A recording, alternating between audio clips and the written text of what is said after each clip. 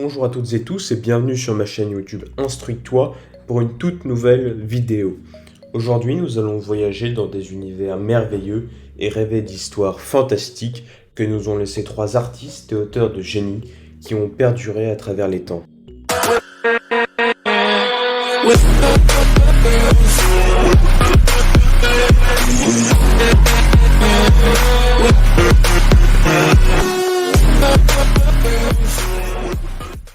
Tout le monde connaît l'histoire de Peter Pan, petit lutin qui refusait de grandir. Néanmoins, nous croyons que c'est un personnage inventé par Walt Disney. Mais que nenni, son créateur se nomme James Matthew Barrie. James naît en Écosse en 1860. Alors âgé de 6 ans, il est très marqué par le décès de son frère aîné dans un accident de patin à glace. Il se réfugie alors dans un monde plein de rêves et d'histoires. Il sait depuis toujours qu'il veut écrire des livres. Après ses études littéraires, il écrit des pièces de théâtre et des livres pour adultes qui ne remportent pas de vrai succès.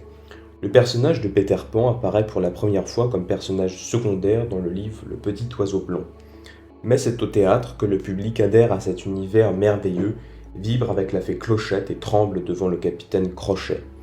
La pièce s'intitule Peter Pan ou le garçon qui ne voulait pas grandir. Pour créer ce personnage et inventer le récit, James s'inspire de plusieurs éléments de son existence, comme la mort tragique de son frère, ou bien les jeux de pirates qui animaient ses récréations. Encore adulte, il joue au parc avec 5 enfants qu'il considère comme ses vrais amis portant le nom de George, Jack, Peter, Michael et Nicolas, à qui la pièce est d'ailleurs dédiée. C'est une revanche sur son enfance tourmentée. Après la grande réussite de sa pièce, James la publie sous forme de roman. Il meurt en 1937, alors âgé de 87 ans. De très nombreuses adaptations théâtrales et cinématographiques sont tirées de son histoire merveilleuse, comme celle de Walt Disney, qui achète les droits du livre 2 ans après sa mort, en 1939, et offre à Peter Pan un retentissement planétaire. Pionnier du cinéma d'animation, Walt Disney fut l'auteur d'histoires qui ont fait et font toujours rêver des millions de spectateurs. Celui pour qui tout a commencé avec une souris nous a légué un héritage créatif partagé par de nombreuses générations. Walt Disney naît en 1900 à Chicago dans une famille très modeste. Son père est alcoolique et violent. Pour gagner de l'argent, Walter et son frère, alors enfants, distribuent des journaux. Il s'inscrit à l'école d'art de Chicago à 16 ans. En 1923, il quitte son garage pour Hollywood accompagné de son frère Roy avec $40 en poche. En 1928, Walt réalise Steamboat Willie, premier court-métrage d'animation avec le son synchronisé avec l'histoire, donnant vie au personnage emblématique de Disney, Mickey Mouse. Il invente également Donald Duck, Patibulaire et bien d'autres encore. En 1937, le premier long métrage d'animation, Blanche-Neige et les 7 nains, est un énorme succès international et marque la naissance d'un nouveau genre capable de rivaliser avec le cinéma hollywoodien.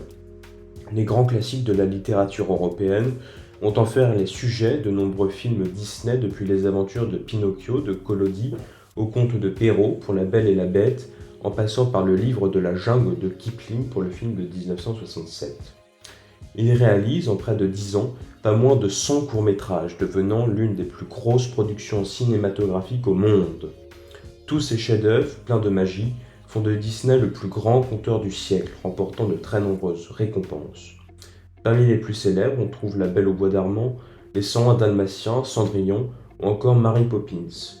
En 1955, il réalise un autre de ses rêves, Disneyland, le premier parc à thème au monde, qui fut encore une fois un vif succès. Walt Disney meurt en 1966 des suites d'un cancer du poumon, laissant derrière lui un empire captivant et enchanté. La machine Disney continue de produire des rêves merveilleux à l'intention des plus jeunes et de tous ceux qui ont gardé une âme d'enfant. Un pilote se pose en catastrophe au milieu du Sahara. Son avion est en panne et sa réserve d'eau ne lui permettra pas de tenir plus de 8 jours.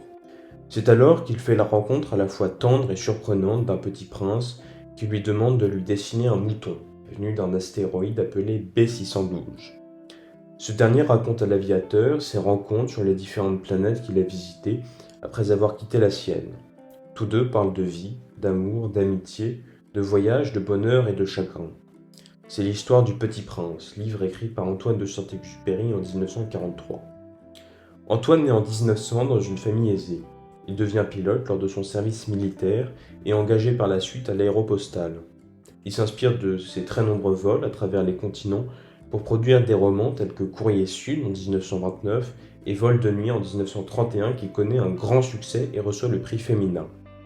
À partir de 1932, il se consacre à l'écriture et au journalisme, avec notamment de grands reportages au Vietnam ou à Moscou. C'est pendant cette période qu'il développe sa pensée humaniste, très présente dans Terre des Hommes, publié en 1939, qui reçoit le Grand Prix du roman de l'Académie française. Lors de la Seconde Guerre mondiale, Antoine est mobilisé par l'armée de l'air pour effectuer des vols de reconnaissance. En 1943, il puise dans la richesse de ses expériences, comme la fois où il s'écrase dans le désert libyen avec un thermos de café et une tablette de chocolat pour toute nourriture, et de son imagination pour raconter une histoire poétique, philosophique et universelle, Le Petit Prince. En 1944, un an après sa sortie, l'avion d'Antoine est abattu par un avion allemand. Ce dernier nous aura laissé un univers à la fois unique et reconnaissable par tous avec son œuvre principale. Le Petit Prince a depuis été traduit en 250 langues, c'est donc le deuxième ouvrage le plus traduit après la Bible et se vend chaque année à plus de 2 millions d'exemplaires, portant ainsi le nombre total de copies vendues à près de 250 millions d'exemplaires, faisant de lui l'un des livres les plus vendus du monde. Aujourd'hui, un astéroïde a été nommé B612 en hommage à la planète du Petit Prince et un autre a été baptisé du nom de son père, Antoine de Saint-Exupéry. C'est la fin de cette vidéo. Si tu as apprécié ces voyages dans des univers à la fois captivants et uniques, n'hésite surtout pas à liker la vidéo, la partager et la commenter pour me dire ce que tu as aimé ou moins aimé. Et n'oublie pas de t'abonner. Ciao ciao!